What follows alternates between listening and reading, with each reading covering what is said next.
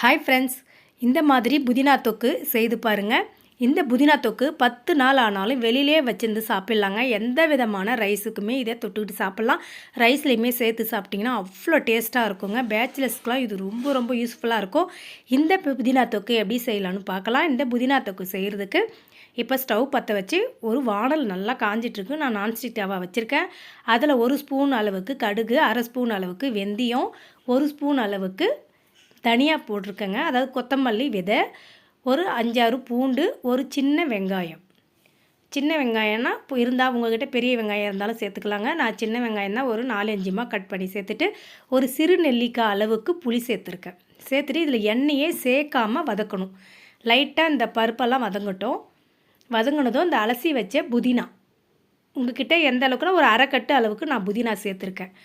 இதை சேர்த்துட்டு நல்லா வதக்கி விட்டுடலாம். இதில் இருக்கிற தண்ணியிலே இந்த புதினா நல்லா வதங்கிடும். இது கூட ஒரு 1/2 ஸ்பூன் அளவுக்கு மஞ்சப்பொடி சேர்த்துட்டு நல்லா வதக்கி விட்டுக்கலாம். இப்போ இது நல்லா வதங்கிடுச்சிங்க. இதை ஆற வச்சுட்டு இதை மிக்சியில் மாற்றி மிக்சி ஜாரில் வச்சு நல்லா நைஸாக அரைச்சிக்கலாம். இப்போ மிக்சி ஜாருக்கு மாற்றியாச்சு. நல்லா ஆற வச்சுட்டு அரைங்க. அப்போ தான் நல்லா அரைப்படும். இதில் கொஞ்சமாக தண்ணி சேர்த்து அரைச்சிக்குங்க. இப்போ இந்த அளவுக்கு இருந்தால் போதுங்க. இப்போ எடுத்து பாருங்கள். ரொம்பவும் தண்ணியாக இருக்கக்கூடாது, ரொம்பவும் கெட்டியாக இருக்கக்கூடாதுங்க, கொரப்பாகவும் இருக்கக்கூடாது, ரொம்பவும் நைஸாகவும் இருக்கக்கூடாதுங்க. அதில் மல்லி விதை சேர்த்ததுனால கொஞ்சம் கொரப்பாக இருந்தால் டேஸ்ட்டு சூப்பராக இருக்கும், நல்லாவும் இருக்கும். இந்த புதினா துவையில் ஸ்கூல் பிள்ளைங்களுக்கு லஞ்சாகவுமே ரெடி பண்ணி கொடுத்தா சூப்பராக இருக்குங்க. டேஸ்ட்டும் நல்லாயிருக்கும், சூப்பராக சாப்பிடுவாங்க. இதை தாளிக்கிறதுக்கு ஒரு குழிக்கரண்டி அளவுக்கு நல்லெண்ணெய் சேர்த்துக்கிறேன். நல்லெண்ணெய் காஞ்சதும் கடுகு 1 ஸ்பூன் அளவுக்கு சேர்த்துட்டு அதில் ஒரு 10 கருவேப்பிலை கொத்து சேர்த்து நல்லா பொரிஞ்சதும் இதில் மிளகாய் பொடி சேர்க்க போகிறோம். காரத்துக்கு காஷ்மீர் மிளகாய் பொடி 1 ஸ்பூனும் நார்மல் மிளகாய் பொடி 1 ஸ்பூனும் சேர்த்து எண்ணெயில் லைட்டாக சூடு ஏறட்டோன்னு அந்த அரைச்சி வச்ச விழுதை இதோடு சேர்த்துட்டு பெருங்காய பொடி உங்களுக்கு ஒரு 1/2 ஸ்பூன் அளவுக்கு சேர்த்துக்கோங்க. இந்த பெருங்காய பொடி சேர்த்ததும் சால்ட் கொஞ்சமாக சேர்த்துக்கோங்க. இந்த தொக்குக்கு தேவையான அளவுக்கு சால்ட்டை சேர்த்துட்டு ஒரு கரண்டியை வச்சு நல்லா கிண்டி விட்டுடலாம். நல்லா தொக்கு ஒரு 5 நிமிஷம் நல்லா கொதிக்கட்டும். இப்போ அந்த ஜாருமே கழுவி கொஞ்சமாக தண்ணி சேர்த்து கொதிக்க விடுங்க. அப்போ தான் இந்த தொக்கு இந்த புதினா நல்லா வதங்கி இந்த தொக்கு வரும்போது வாசமாகவும் இருக்கும், டேஸ்ட்டாகவும் இருக்கும். நீங்கள் வெளியிலே வச்சு சாப்பிட்டிங்கனாலுமே கெட்டு போகாதுங்க. அந்த அளவுக்கு சுவையான புதினா துவையல் இருக்குங்க. இப்போ நல்லா கொதிச்சிட்ருக்கு. இப்போ இன்னும் ஒரு அரை கரண்டி அளவுக்கு நல்லெண்ணெய் சேர்த்துருவோம்.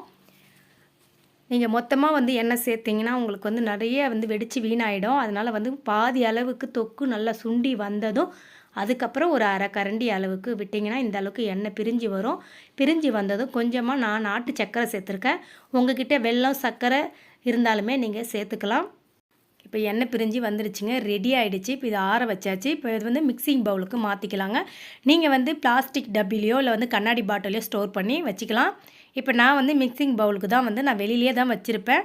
அதனால் இப்போ நான் மிக்சிங் பவுலுக்கு மாற்றிக்கிறேங்க. இதை நீங்கள் சாதத்தோடையும் சாப்பிட்லாம். சப்பாத்தி, இட்லி, தோசை எல்லா வித டிஷ்ஷுக்குமே இது சூப்பராக இருக்குங்க. இதே நீங்களுமே வீட்டில் ட்ரை பண்ணி பாருங்கள். ட்ரை பண்ணி பார்த்துட்டு உங்களுடைய ஃபீட்பேக்கை வீடியோ கீழே கமெண்ட் பண்ணுங்கள் ஃப்ரெண்ட்ஸ். இந்த புதினா தொக்கு பிடிச்சிருந்தா இந்த வீடியோவுக்கு ஒரு லைக் கொடுத்துருங்க. இந்த மாதிரி டேஸ்ட்டான ரெசிபி நீங்களும் தெரிஞ்சுக்கணுன்னா இந்த சேனலை சப்ஸ்கிரைப் பண்ணி பெல் ஐக்கான் கிளிக் பண்ணி ஆல் கொடுத்து வச்சுருங்க. இந்த மாதிரி டேஸ்டியான வீடியோ உங்களுக்கும் வந்துக்கிட்டே இருக்குங்க. இந்த மாதிரி டேஸ்டியான ரெசிபியோட அடுத்த வீடியோவில் சந்திக்கலாம். பை.